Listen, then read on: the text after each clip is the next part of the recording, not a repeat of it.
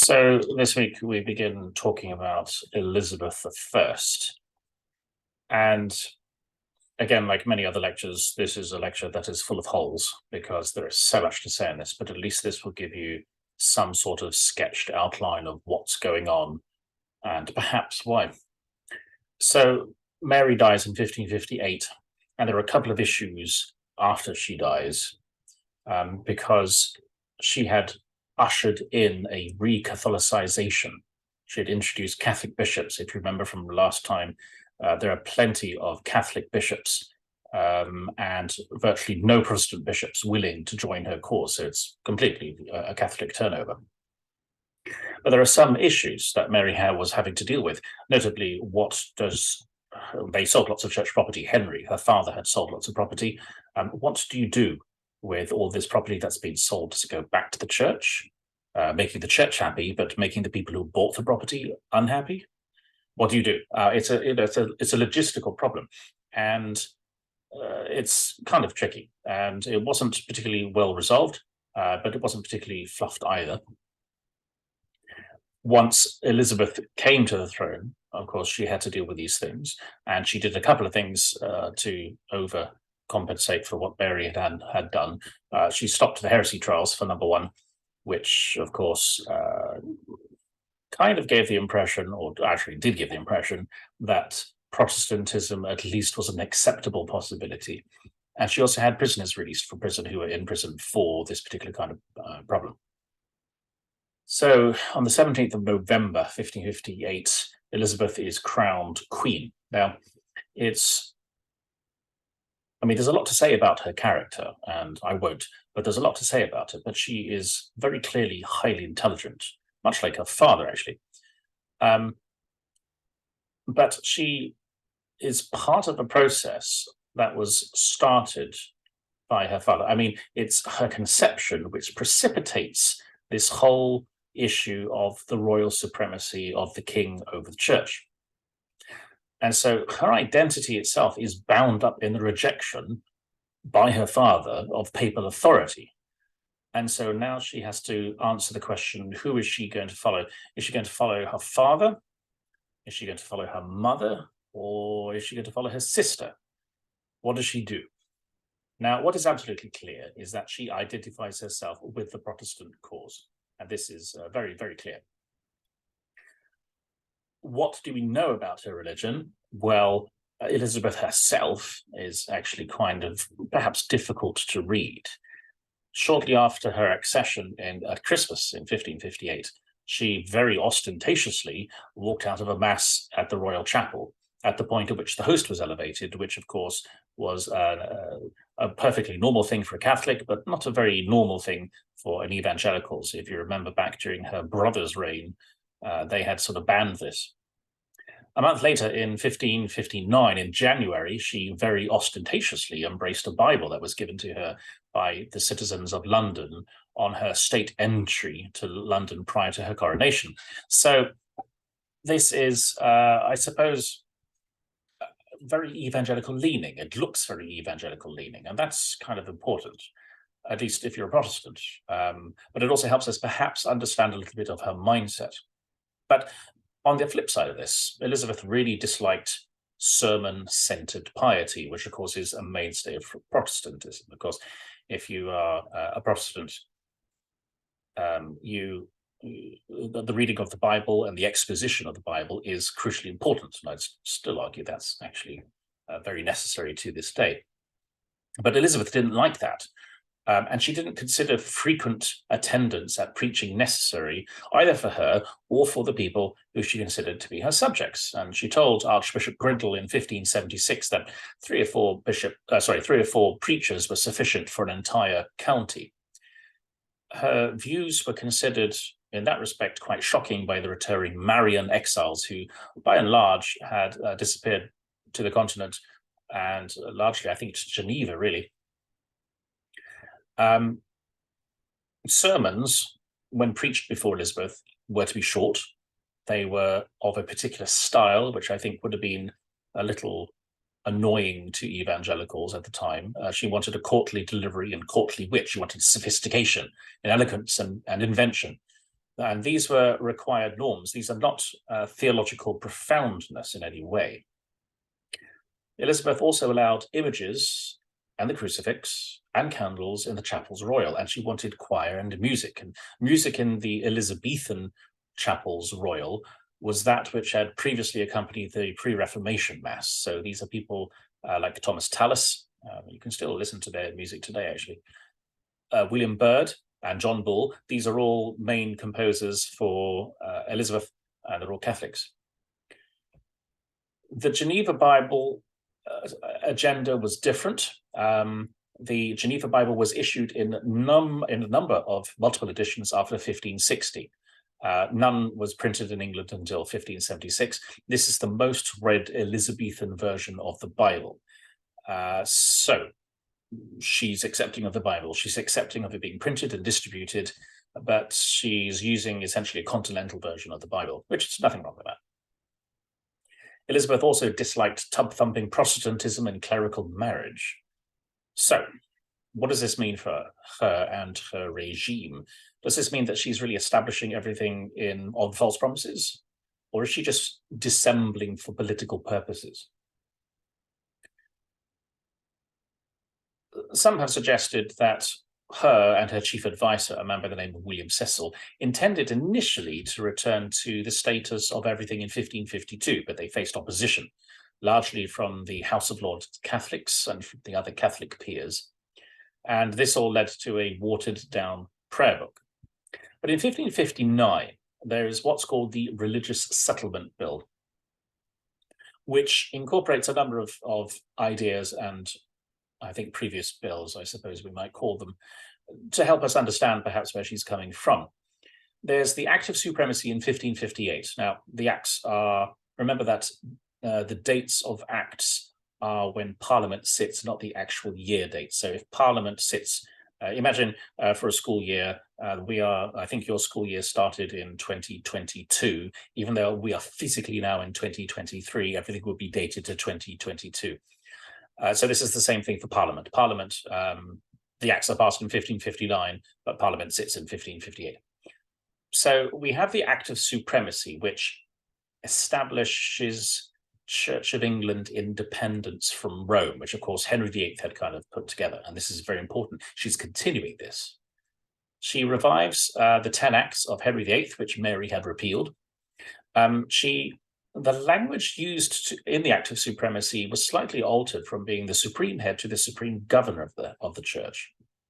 Now, this is very practical. These are practical concerns because there are legitimate concerns about whether a woman can actually be the head of a church.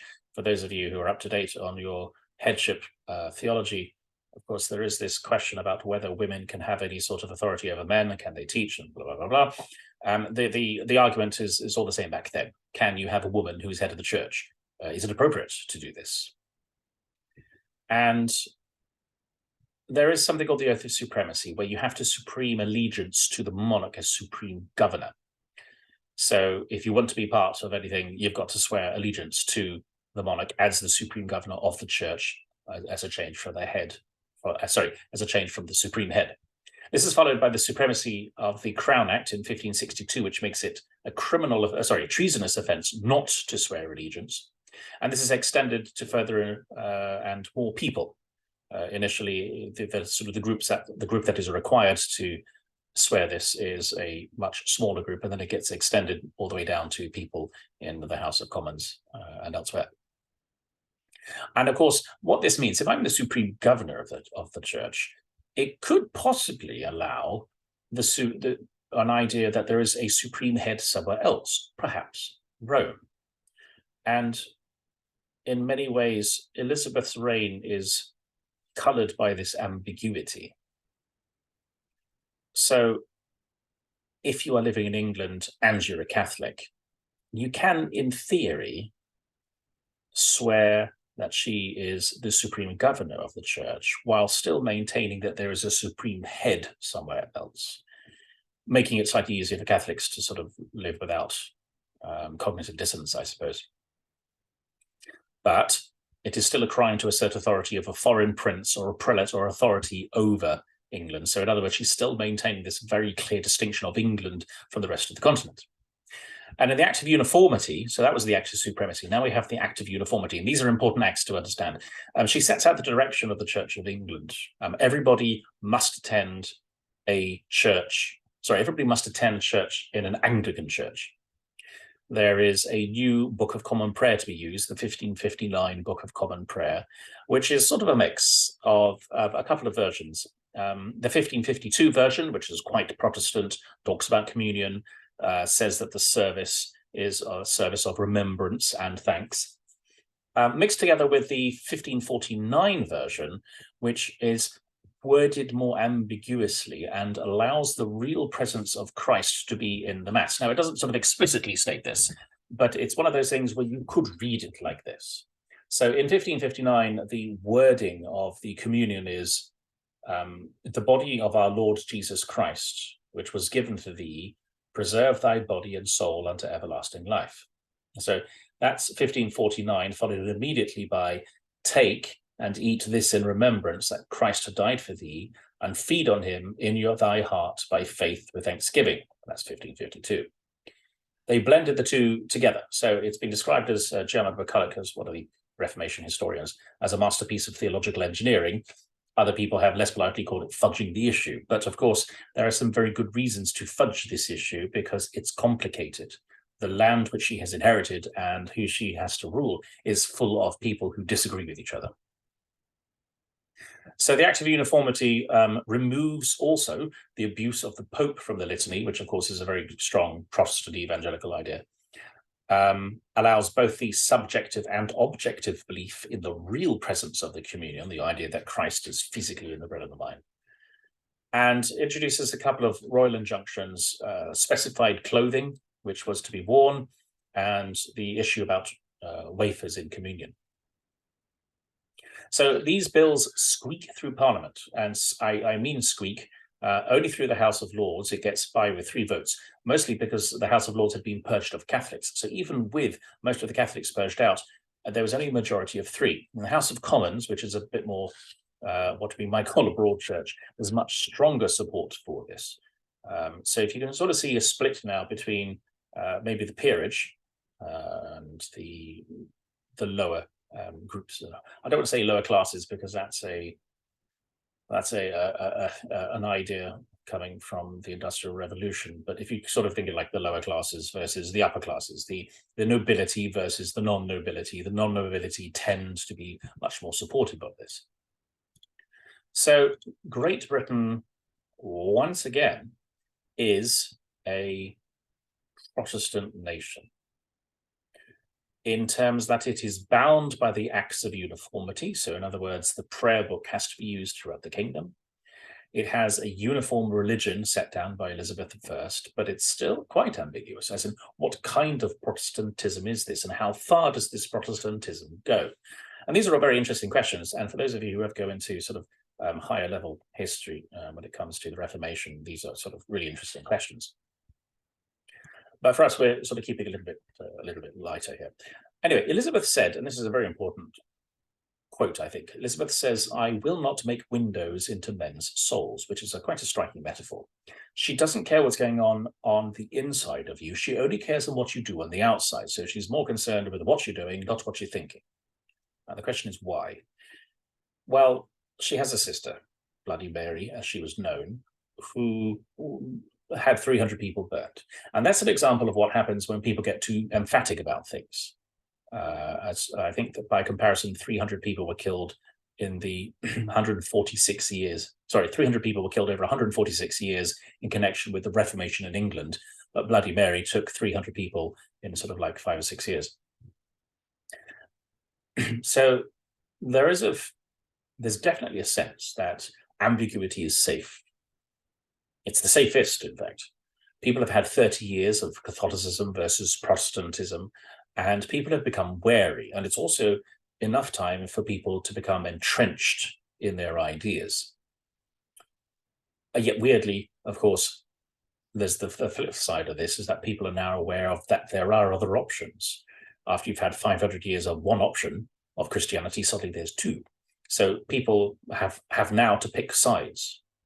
And it causes people actually a fair amount of distress, because once you think, once you have something that's quite certain and you're comfortable with it and you know what it means, and then all of a sudden you're thrown something else. I mean, for comparison, just pick up a book on the Mormons or something like this and pretend that you believe it's true, and just sort of understand how weird it must have been for people to swap over from one thing to another thing. The reasons why are wide and varied, but they did. However, even under Mary, there's a lovely example of the Mayor of Exeter, which is in the west, all the way in the west of England, which is heavily Catholic, who was a very devout Catholic in his own practice, but had many Protestant sympathizers. And it is said of him that he did friendly and lovingly bear with them and wink at them. In other words, he didn't care what they did. He just kind of turned a blind eye to what was going on. So at least when it comes to Elizabeth, outward conformity is much more important than inward conformity. In other words, your personal beliefs are your personal beliefs. What you do on the outside is more important. So a number of injunctions are issued concerning worship. You're allowed images as long as they're not superstitiously abused. You have communion tables instead of altars. Again, another evangelical idea. We have the traditional communion wafers instead of bread. And there's a fairly good chance that she wanted to keep some other things. The rood screens, which are the screens that separate the altar from the rest of the congregation, were dismantled in the 1560s. And some of them came back under Mary's reign, but she would have liked them, but most of them had already gone, and it was a bit difficult to try and replace them. She also kept her own crucifix, which of course is a very unusual thing for a Protestant to do. When it comes to the clergy, her Archbishop of Canterbury, which of course is one of the two main clerical positions in the United Kingdom, Matthew Parker, a man by the name of Matthew Parker, he was a Protestant, but he had stayed during Mary's reign, which kind of shows his ability to keep his head down and blend in with everybody else. So there may be some question about how Protestant he is. She could have chosen much more radical people. She could have chosen much more radical Protestants. There were plenty of them coming back from the continent, but didn't. She deliberately chose people who were perhaps maybe like herself, kind of ambiguous. When it came to church services, she made them mandatory. You had to go to church, and that would have been fairly normal across the board. People would have looked at you very strangely if you didn't go to church. But you only had to go once a month. And if you didn't, you got fined, but the fine was only 1 day's wages, about 12 pence, which is, probably quite affordable for quite a number of people, especially if you're rich. If you're poor, maybe not. Christopher Haig, a Reformation historian, called Elizabeth a political hermaphrodite. And in a way, I think, I can't remember who did it, but somebody else suggested that she might be what we might term a liturgical hermaphrodite. Everybody uses the same prayer book in a way that they wanted. So if you were kind of a Catholic, you could kind of read Catholic things into it. If you're a Protestant, you could kind of read Protestant things into it. She generally refused to persecute people. In 1563, there was something called the Vestarian controversy, and some of the more radical Protestants wanted to get rid of the vestments, the robes that were worn by the priests during services, and they described these as the rags of Rome. But Elizabeth insisted on retaining traditional clerical dress, and she forced Archbishop Matthew Parker to demand it of the clergy. So she could have pushed for in one way or another way, but she very clearly wanted some things there and made sure everybody did it. So when it came to England's religion of the 1560s, you could say it was the Queen's religion, just like Henry had kind of mangled his own way into it. So did Elizabeth. When it came to the Pope's authority, it was emphatically schismatic. In other words, the Pope has no control, no overview over England. When it came to essential doctrines, it was essentially Protestant, but it nevertheless retained a latitude to make of the settlement to read the prayer book as you chose, provided you conformed in general. So the only element of settlement one could say that was totally without ambiguity was the act of uniformity. You conformed, you did what it said, and you held your peace, and you'd be left alone. And that is actually, in a way, quite a, well, at least I think it's a kind of a good way of running a potentially very fractious country, which is, at least at this point, firmly split in many different ways. Now, of course, this is Elizabeth's Protestantism, and the question is that there is some opposition to this. So there's different kinds of opposition. First off is there's Catholic opposition, and then there are the radical Protestants or Puritans, and of course, some of you might be familiar with them. We'll talk about the Catholics first. So the oath of supremacy required for public office meant that most Catholics were excluded from Parliament and from the local magistracy. So England becomes a confessional state. And there is a fear that Catholics might plot to change this regime. For example, the biggest person probably, the biggest threat, I think, to Elizabeth is probably Mary, Queen of Scots. But Catholics are also concerned about survival. The settlement of 1559 actually contained exceptions for private chapels. In other words, while you were supposed to attend church and blah, blah, blah, you could have your own chapel. And for the nobility, many of whom had their own chapel, they had their own services in Latin. So many of the covert masses were held there during Elizabeth's reign.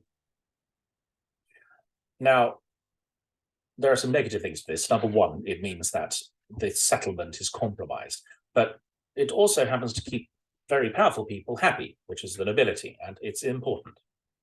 But of course, the Catholics are concerned about survival because even if people sat in church and they remained Catholic inside, eventually they would slide into Protestantism. Because, only if you think about it, while you may firmly believe your beliefs, your children are unlikely to believe everything that you believe. So your children will be slightly different from you, and surrounded by Protestantism in many forms and in many ways, it is unlikely that they're going to stay Catholics and they're going to, again, slide into Protestantism. And they were concerned about the future. They didn't know how long this settlement was going to last. Remember that we had Henry, then we had Edward, then we had Mary, now we had Elizabeth. What was going to happen next? What happens when Elizabeth dies? And in 1562, she actually contracted the pox and almost dies. And of course, everything could have reverted and everything could have changed. So most Catholics are sort of hoping that things will return back to normal the way that they were. There's this idea of the church in the shadows waiting to return. And things are okay. Generally speaking, I think for Catholics, it's pretty good. Until about 1568 to about 1570, and there's a couple of issues that begin to make things complicated. Number one is Mary, Queen of Scots. And Mary Stuart, a Queen of Scotland, who was a Catholic, was deposed by her subjects in 1568. And she flees to England and is kept under house arrest by Elizabeth. But it was reasonably clear that she was really a claimant to the English throne within reach of those who opposed Elizabeth. I mean, she was Elizabeth's closest relative, her cousin, and a Catholic. And then, again, around 1568, starting the year before, but 1568, there was a revolt in the Netherlands, just across the sea, against Spanish rule, which led to the establishment in the Netherlands of a very powerful Spanish army, which was sent to put down that revolt. And its arrival was followed by a massive repression of Protestants in the Netherlands, and many of them fled to England. There was a revolt in 1559 of the northern earls in England, who generally tended to be Catholic and conservative. So there is this plot then, or at least a sensible plot, to release Mary, Queen of Scots, from captivity and to marry her to another crypto-Catholic to restore her to the Scottish throne, with the help of the Spanish army across the seas in the Netherlands, and to get rid of Elizabeth. And so this is discovered by Elizabeth's intelligence service, by the Earls of Northumberland and the Earl of Westmoreland. When this was discovered, the Earl of Northumberland and the Earl of Westmoreland, who were the dominant nobles in the north, rose in rebellion. They captured the city of Durham. They raised an army of about 5,000 people. They restored the Mass in Durham Cathedral, and they began to move south. And so the English government began to move Mary further south and out of their reach. And the northern earls failed to move swiftly enough and got bogged down. And eventually they began to realize that their support was eroding. So they fled back up north and fled into Scotland. Later on, the Earl of Northumberland was surrendered back to the English and executed. So by about 1569, the whole thing had been a fiasco and had fizzled out. But in 1570, in early 1570, in February, I think it was, the Pope heard of this and offered his support. And what he did was excommunicate Elizabeth, and he absolved her subjects of obedience to the Queen. So in other words, he's telling his Catholic subjects, or her Catholic subjects rather, that rebellion against the heretic king, this heretic queen, was no sin. Now, it doesn't really do very much, as in it doesn't sort of result in anything. But what it does, it essentially says, now you had to choose. Whereas before you could sort of maintain your support for the Queen because there was no excommunication of her, and you as a Catholic could support her. Now you have to make a stand. If you're a Catholic, you're going to end up allying yourself with the Pope, and that means you're allying yourself against the Queen. And that, of course, is going to be a tantamount to treason, which it was. So 1568 to 70, big problem. This is not helped by, in the 1570s and 80s, Catholic missionaries begin to sneak across into England. They're there to bolster the Catholic faith in the 1570s. And in the 1580s, we get the Jesuits, which, of course, is the bogeyman of all Protestants everywhere. And in a way, you can sort of understand how they just might want to sort of maintain their Catholicism. But this infiltration from overseas is a problem, because if you're Catholic, you are essentially allied with a foreign power, which is Spain. And you can't do that as an Englishman. So you're either an Englishman or you're not. You're either supporting the Queen or you're not. And in 1570, there's the Regnans in Excelsis, where the Pope approves the deposition of Elizabeth. So now Catholicism is essentially tainted with treason. The rule of thumb is that a Catholic is a traitor, and this turns Catholics into enemies of the state, whether they are or not. Just simply by who you are, you become an automatic enemy. And unfortunately, many Catholics were not, but they ended up doing this simply because they end up being a Catholic. There's a couple of other plots, of course, which we talked about. The Rodolphi plot, which is the plot to move in Mary, Queen of Scots, onto the throne. In 1572, Norfolk is executed, so one of the main people is executed. But that same year, we have the St. Bartholomew's Day massacre of Protestants in Paris, in France. And this, which is another fascinating thing in and of itself, this seems to demonstrate to many Protestants that Catholics cannot be trusted, because the whole thing basically was a stabbing in the back of Protestants, and everybody was actually kind of getting along fairly well. And then the Catholics all rose up and butchered them all. I can't remember how many people died. I want to say something like 20,000 people, but there's an awful lot. Then in 1583, there's the Throckmorton plot to murder Elizabeth. And in 1584, the leader of the Dutch Protestants was murdered in the Netherlands, a man by the name of William the Silent. And in 1586, there's the Babington plot to depose Elizabeth and elevate Mary, Queen of Scots, to the throne. So it's all not working well. If you are a Catholic, not only are you automatically a treasonous person, but other people keep making it worse for you by doing things to sort of, restore what they think is the Catholic status quo. But it unfortunately means that you are now tainted along with all these other people. And then it gets worse. I did say this is sort of the 1570s and 80s. So in 1571, Parliament, the House of Commons, largely, which is overwhelmingly Protestant, passes a very new and draconian Treason Act of 1571, which contains the Catholic threat in the short term, but in the longer term, the legislation is actually damaging, even though it's kind of a good idea. It basically has no place for Catholic loyalism. In other words, you could be a Catholic in conscience but still be loyal to the Queen, but this kind of makes it very, very difficult. And then church attendance, which, if you remember earlier, was vigorously enforced after 1571. So recusancy fines, which are basically fines for when you don't go to church, these are enforced. But even Elizabeth at this point doesn't expect confessional allegiance, but only political conformity, i.e. church attendance. So it's not so much taking communion, but it's just literally turning up to church. But if you don't, you get fined £20 instead of 1 shilling, which is a 400-fold increase. And therefore, it means that literally only the very, very rich can afford to do this, assuming it's even prudent to do so. Because, of course, if you refuse to do these things and you are a Catholic, you may end up slightly under suspicion. Then the Treason Act of 1571 is extended again in 1581 to cover missionary priests, notably Jesuits. And then in 1585, England is brought to declare open war with Spain and send troops to help Dutch Protestants in the Netherlands. And then Parliament makes it treason for any ordained priest of the Catholic Church to even enter England.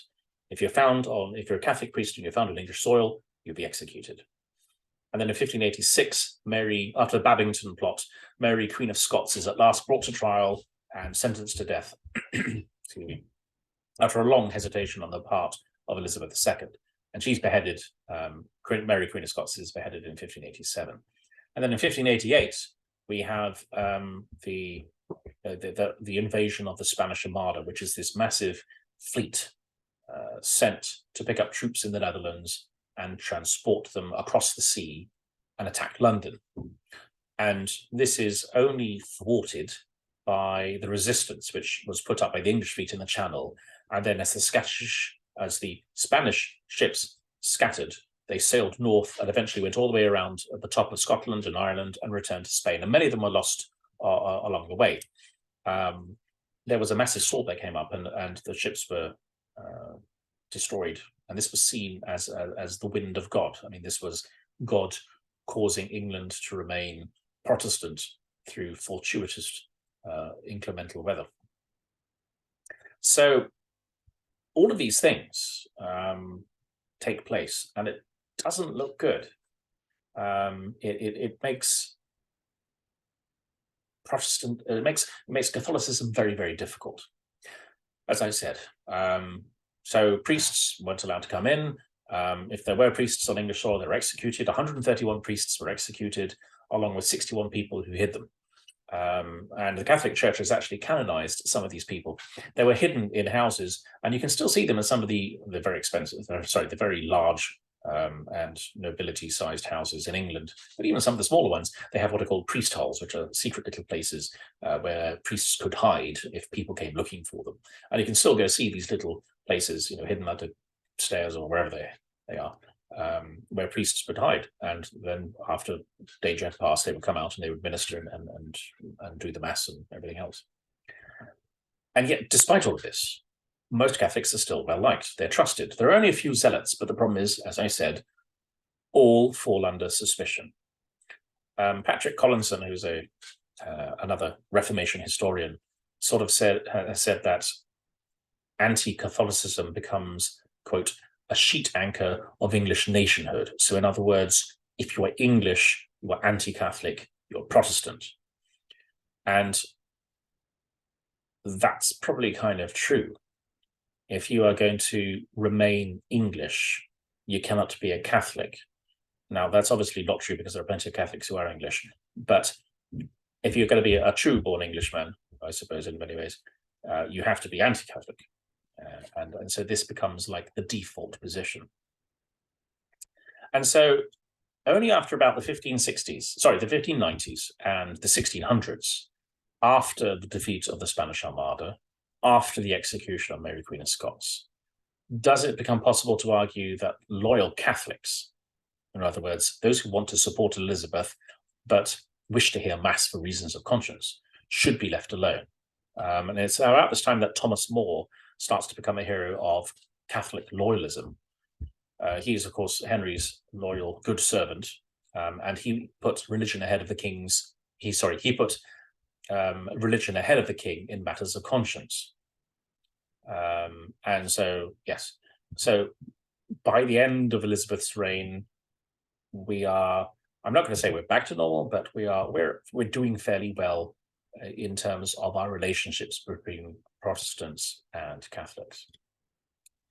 So that was one section of opposition to Elizabeth's Protestantism. Now, the other side is the radical Protestants, or the Puritans.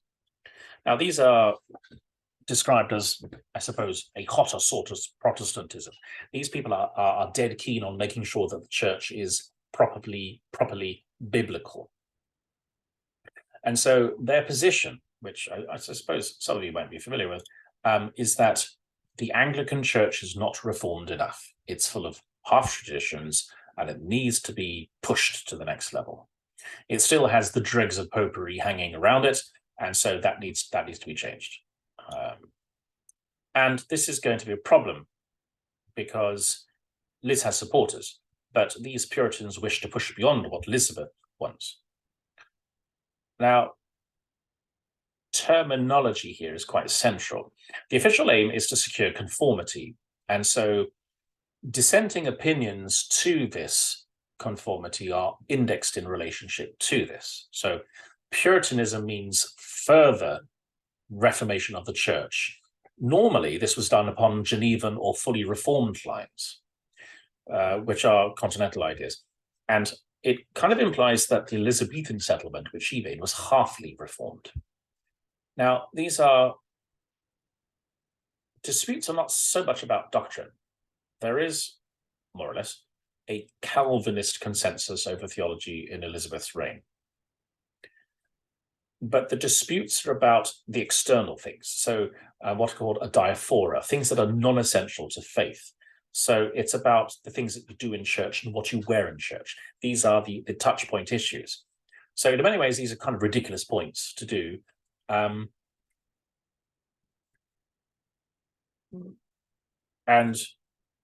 I forgot where it's going over there. Anyway, so we have these non-essential things, but they are considered very, very important to people. I suppose you could maybe look at it like, do you sing hymns in church, or do you have a drum kit and guitars? It's not really essential to faith, but it really becomes very essential to some people, depending which side you're on, or the argument of which you're on. So, in other words, the Anglican Church is not strong enough. And the main influence of this is John Calvin in Geneva, who was like an absolute major Reformation person. And part of the problem is that he comes up with this idea of predestination, which I don't believe we have as Catholics. Sorry, I don't believe we have as Adventists. So this is perhaps a little an unfamiliar thing. And Calvinism is this whole other sort of thing that I don't want to get too much into. But there's this idea that only a tiny minority elect will find salvation. So only some people will be saved. And Calvin has a successor called Theodore Beza, who introduces something called double predestination. In other words, God knows from the beginning of the world who's going to be saved. And what this does is lead to a form of anxiety. Are you saved, and how do you know it? And so this leads to an intense personal introspection. Sanctification leads to assurance of salvation. And they saw things in a very black and white way. The godly saw themselves as a beleaguered minority in a world that was dominated by the unregenerate. And so they tended to call themselves things like the little flock and the godly remnant. And I suppose Adventism has copied some of those ideas in many ways as well.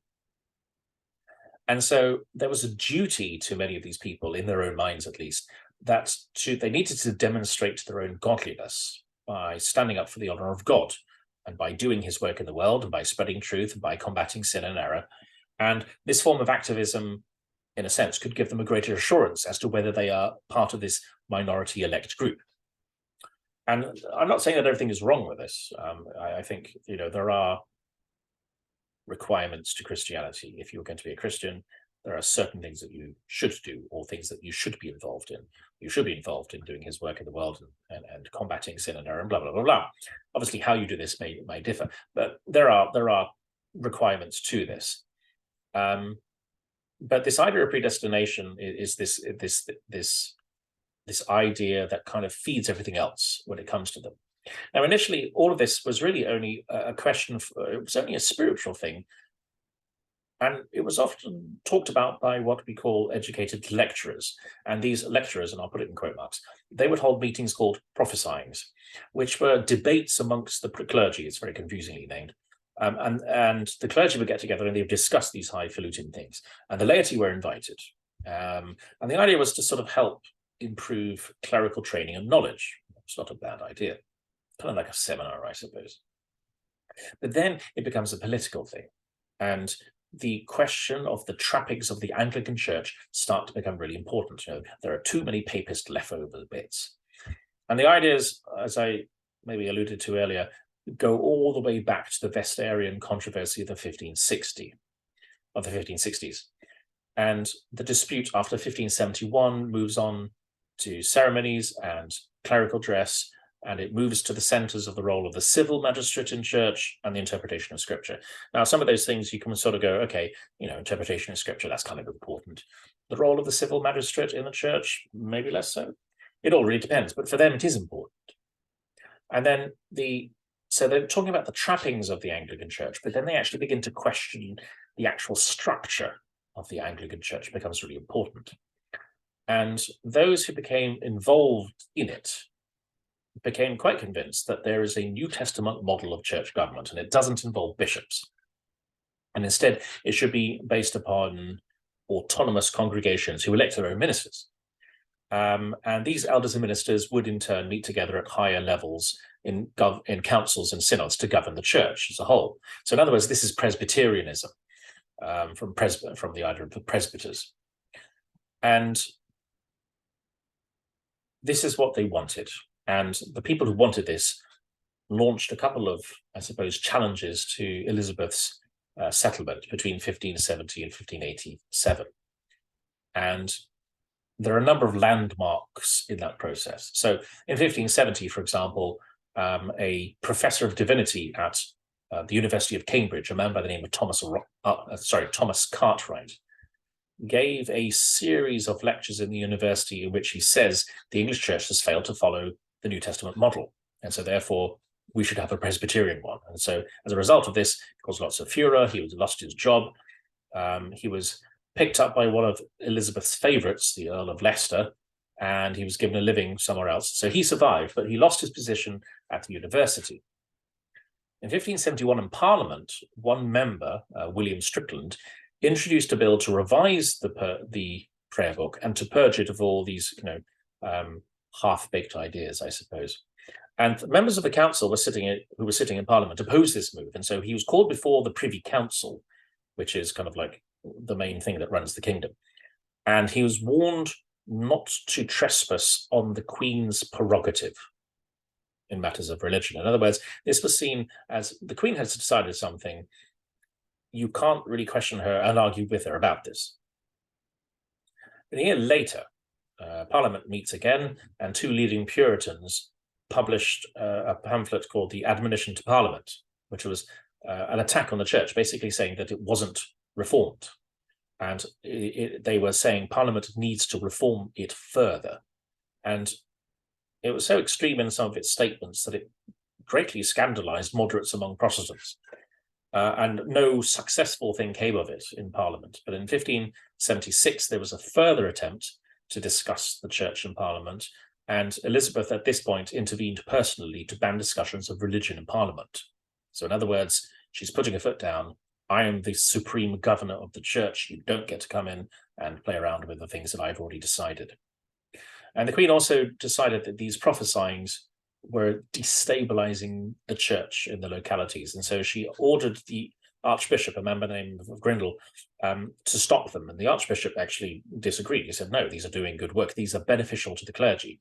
So the Queen simply suspended him.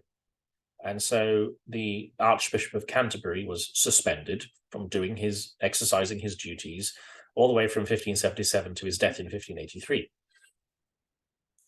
Well, at that point, you kind of, I suppose in a way, Grindal's death is really, as one historian has put it, a passing away of the first generation of Elizabethan bishops, many of whom were sort of mixed with, or sort of half sympathized with the idea of a further Reformation. But they were willing to live with Elizabeth's compromise, but even though they might have wanted more, right? So in other words, the church isn't really quite what I wanted it to be, but I'll put up with it because this is, this is going to be pretty good, but we'll work with it. And they were beginning to be replaced with people who were quite different. And so the new Archbishop of Canterbury, a man by the name of John Whitgift, were quite different. Whereas people before were sort of understanding that the situation was complicated, Whitgift was very Calvinist. He had obviously lived through the settlement, like many others, and he was deeply committed to the settlement itself. And he was very, I suppose, pro-Elizabethan settlement in many ways. He introduced what was known as the 3 Articles, which all clergy had to subscribe to. So the 3 Articles included the recognition of royal supremacy, with the Queen being the supreme governor of the church, the recognition of the 39 Articles of religion, which laid down the doctrine of the Church of England. And you also had to take an oath that there was no prayer book. There was nothing in the prayer book that was contrary to the word of God. So he began to sort of examine suspected dissidents by using the Court of High Commission to examine these things and to administer the 3 Articles. And he was, in fact, prevented by members of Elizabeth's council, sympathetic to the Puritan cause, from taking this policy as far as he would have liked. But it's quite clear that he's kind of against this kind of extreme form of Protestantism. And so this is what the Puritans are sort of set up to face against. The Presbyterians, or the Puritans, I suppose, we'll use the word maybe interchangeably, although that's a dangerous idea. The Presbyterians and Puritans kind of now went underground. Those prophesyings that they weren't allowed to have, they simply just did it somewhere else. And so there were people who did this. There's this whole network of Presbyterians and Puritans throughout the kingdom who are all, well, they're trying to pull everybody together to try and introduce bills into Parliament that call for a Presbyterian system and for a revision of a prayer book. So we've got all these sleeper cells, if you like, of people around the country still doing their prophesying and talking to each other. And the idea is that they can all sort of come together and exert pressure on Parliament. And again, the Royal Council is sitting in Parliament sort of stop this. And then the people who tried to introduce the bills to Parliament were actually sent to the Tower of London for a brief amount of time so they could sort of stop it. So the Presbyterians have failed again. But the exasperation that they felt about this was expressed in a secret publication of a number of very scurrilous attacks upon the bishops of the Church of England, and these are known as the Mar-Prelate Tracts. And they were not very polite, I suppose, in many ways. And the Archbishop of Canterbury, John Whitgift, instigated an investigation to discover who's doing this. And this Puritan network underground was essentially uncovered and smashed. And so by the time we get to the 1580s, many of the Puritans, the leaders of the Puritan movement, were dying away. Or pretty much by 1590, most of them had gone. So Puritanism as a political movement was over, but it kind of left 3 things behind. And there are 3 things that I think are kind of interesting. Number one, there were groups of Protestants, Puritans, I guess, Puritan extremists, who were so disillusioned about this that they broke completely away from the Church of England. And they wanted their own reformation. They weren't going to wait for the church to catch up. They were going to do it themselves. And they were forced to flee abroad. So some of them fled to the Netherlands, and the Netherlands were much more, lax in what they allowed. And so another group led by a man called Henry Barrow went underground. He came back to England, he was arrested, and he was hanged for sedition. And it was from this particular group of separatists who completely broken with the Church of England that some of the Mayflower Pilgrims of 1620 were eventually to be drawn. So these separatists, if you like, are the root cause of why a large group of people go from England and go up to the United States. And it all goes back to this. They failed in their attempts to reform the church, and they simply can't do any more about it. And so they say, right, we'll go somewhere else where we can do it. So that was the first legacy, I suppose. The second legacy was that there was a much broader legacy of activist evangelism within the Church of England. If you couldn't change the structures, then maybe you could change your spirit. Change the spirit of the church. And these people advocated a religion heavily based on the Bible. They advocated preaching. They practiced the sanctification of the Sabbath, which pretty much at this point was Sunday, although I think there is an Adventist historian by the name of John Ball, I think it is, I can't remember his name, who actually writes about people, Sabbatarians during this time period. You can have a sort of hunt down his books if you're interested, where they have people keep Sabbath on a Saturday. They have very strict moral behavior. They constantly drummed upon the theme of the failure of the church, the failure of England to live up to what God had showed them. So there is this need to turn to a more strict religious observation in return for God's favor. And thirdly, there was a legacy of a different kind. Many of the people who had defended the Elizabethan settlement became much more positive about the Elizabethan settlement. In other words, this wasn't just a temporary compromise, just for like maybe Elizabeth's reign, but this was actually maybe a very good and valid alternative, a distinctive middle way between Catholicism on one hand and radical Protestantism on the other. And so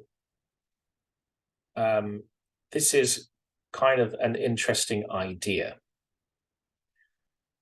We have a church which has kind of reformed itself of the worst excesses of medieval Catholicism and married it together with some of the better parts of Protestantism. And now we have a church that kind of sits among the two. And that's kind of a very good compromise. And perhaps that's sort of like the last legacy of it. Now, Presbyterians then really in a way are actually relatively unimportant. If you read Geoffrey Elton, who's another Reformation historian. But there's a couple of other people, more modern historians. I think it's Patrick Collinson is one of them, who are very crucial in political thought. So while religiously they have failed in a way, and they never achieved anything, and they had to go to America to try and start up their own things, or had to go to other countries to try and get what they wanted. They did introduce a couple of political ideas, which are kind of important. Number one is that they argue for the separation of church and state. In other words, the Queen or the civil magistrate cannot be head of the church, which, of course, any American will tell you is kind of an interesting idea.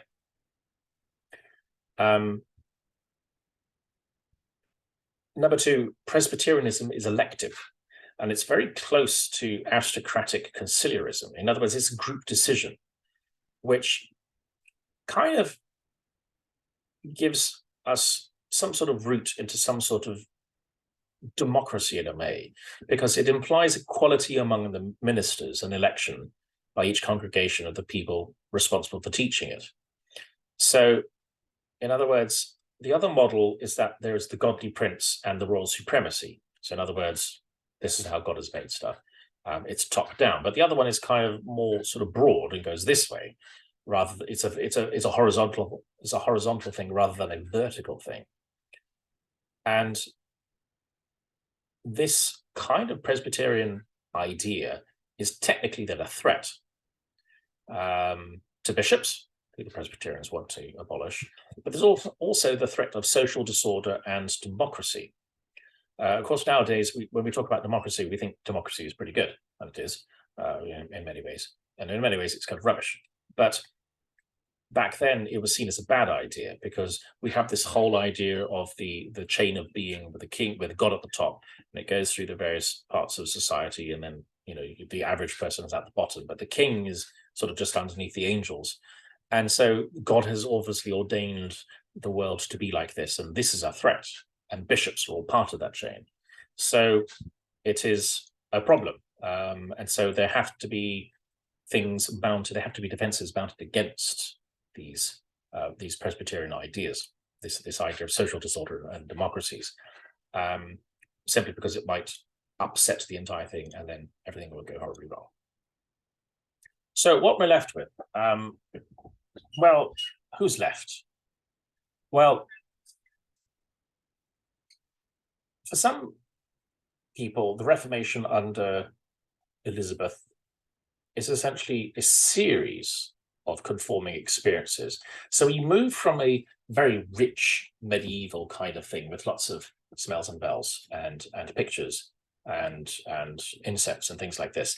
And we move to a much more evangelical idea. I mean, if you go to a Catholic church at some point and go to a Protestant church, or at least a sort of a strong, like a Baptist church or something like this, or even an Adventist one, I guess would work too, and see what the differences are, just literally, just the visual differences.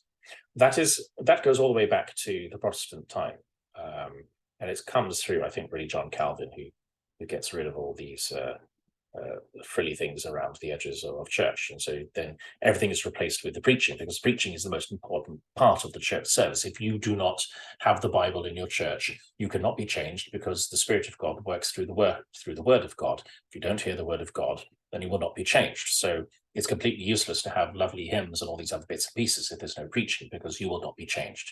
The Protestant idea is that people are changed through hearing the word of God. So you have to preach the word of God. And so that is the most important part of the church service. So we move then from this kind of very flowery, fancy medieval church to this kind of much more verbal religion, because it's about speaking the Bible and preaching the Bible. The hymn singing is more congregationally based and much more simpler. And so by about the 1580s, pretty much everybody who could remember this old way has died off. So we're left with new generations of people who know nothing except this kind of church service. Most of the population only knows this Protestant via media, the middle way of Elizabeth between the two sides of Puritanism on one side and Catholicism on the other. So the people who are left behind then are faced with this kind of church. The Catholic missionaries realize that there is no chance of them converting the average person, so they stay with the rich and politically significant people. Most of their work is done amongst the gentry. So by 1603, the end of Elizabeth's reign, we have 2.5 million Anglicans in the Church of England, and there are only about 8,000 to 9,000 known Catholic recusants. In other words, people who don't who do this, and most of them are members of the gentry or tenants of the gentry. So what we have is that the Anglican Church is no longer under threat from Catholicism in any real significant way. There has been a steady but consistent improvement in how Anglicans are communicating their Anglican thoughts and their Anglican ideas. And so by the end of 1600, by the end of Elizabeth's reign, which is the beginning of 1600, 1603, most of the churches, even though she was very highly, even though she didn't love sermons, most of the church services had consistent good preaching in them. Well, I don't know if it was good, but they have consistent preaching in them. Some people, so much so, I think there becomes an expectation that, whereas once upon a time you had the clergy and you had the laity, and the clergy would, the clergy are what's the word? Very interested in many ways about what the laity are doing, but really they're kind of off on their own. By the time we get to the end of Elizabeth's reign, what we find out is that the level of attainment of the clergy, if you like, the educational attainment of the clergy, was becoming so high because most of them now were university graduates. And so they began to sort of impose upon their congregations an expectation that people should at least reach a particular kind of level.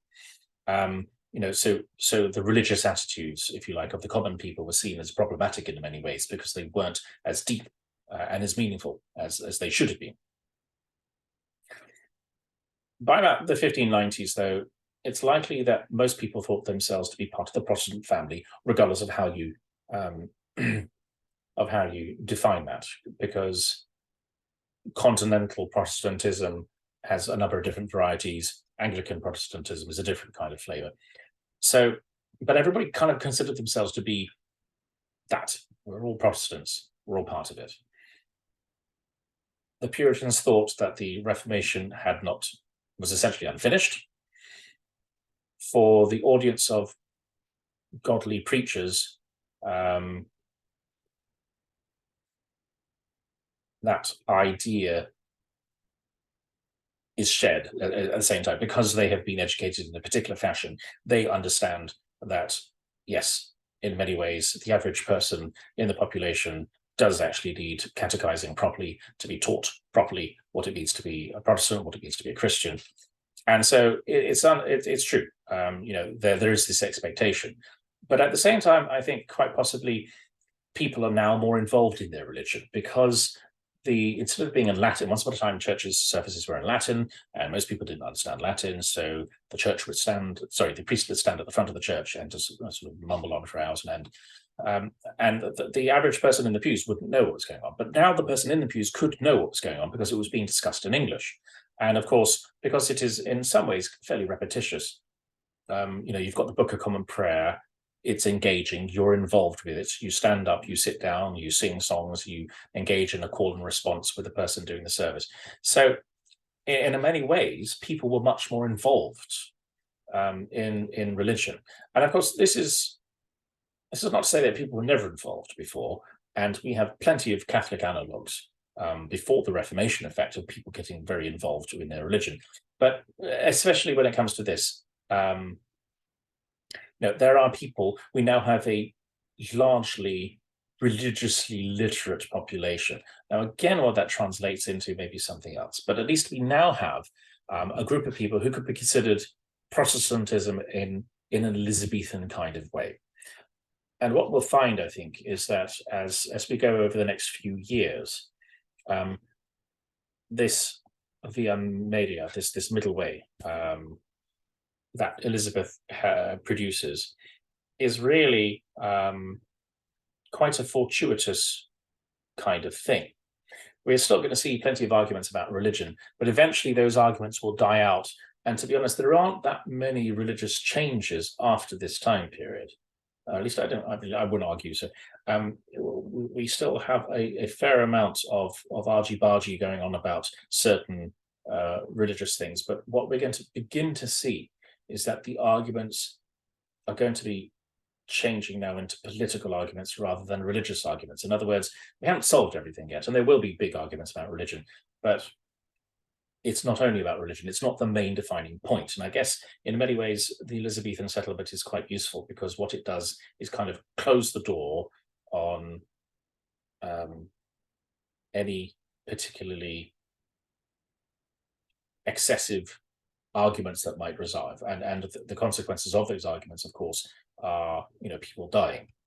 And I think this is what is realized, is that it's actually better if you kind of allow people a certain amount of latitude in their religious practice.